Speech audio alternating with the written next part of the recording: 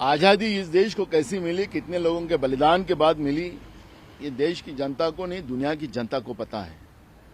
और जो शहीद हुए उनके परिवार को और उनके विचारों को इस तरह से उनके जख्मों पे नमक डालने का पाप जो विचारधारा कर रही है, क्योंकि देश के प्रधानमंत्री नरेंद्र मोदी जी ये राष्ट्रीय सेवक संघ के प्रचारक हैं। और आपको याद होगा, मैं याद दिलाना चाहूंगा देश की जनता को कि संघ के कार्यालय में आजादी के बाद तिरंगा कभी भी फहराया नहीं गया था। 2014 में जब सरकार आई नरेंद्र मोदी जी की, तब पहली बार देश में और संघ कार्यालय में तिरंगा फहराया गया।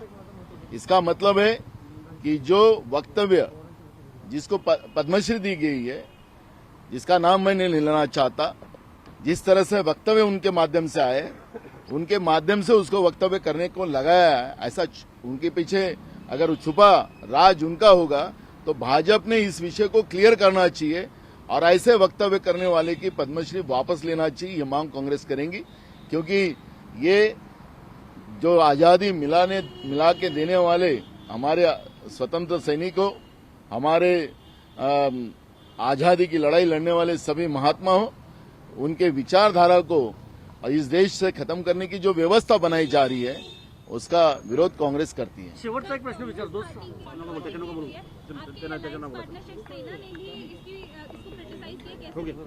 देखो, मैंने कोई किताब पढ़ी नहीं उनकी, और मैंने कोई किताब नहीं पढ़ी उनके बारे में, और पढ़ने के बाद उसमें वक्तव्य करा।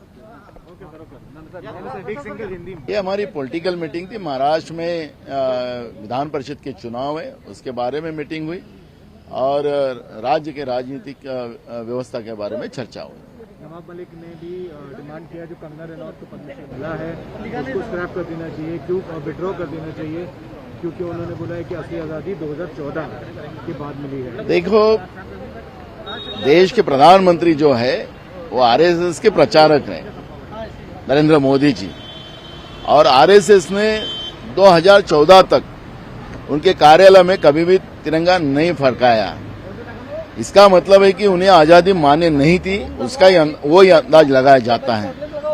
तो हमारा सवाल एक ही है कि अगर भाजपा अगर देश के आजादी मिलाने देने वाले के बारे में, और देश 1947 में आजाद हुआ था, यह अगर भाजपा को लगता है तो इस तरह के वक्तव्य करने वाले का पद्मश्री वापस लेना चाहिए, ये भी कांग्रेस की मांग है।